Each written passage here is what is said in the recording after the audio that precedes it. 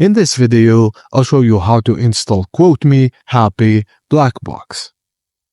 Firstly, if you haven't already downloaded the QuoteMe Happy Connect app using the links on Google Play Store or App Store. Once logged in, the app will guide you through the setup process to connect it to the device. You can watch their video guide for more help. Only remove the tab from the battery when you are ready to connect the device to your app. Once the tab is removed, give the device a few taps with your fingers to wake it up. You should see a green light appear on the device. Once your app is connected with your device, clean the area of your windscreen and where the device will go. They recommend either side of the rearview mirror.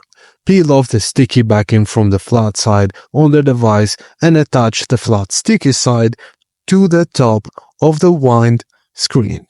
Thank you for watching, and please don't forget to like and subscribe for more.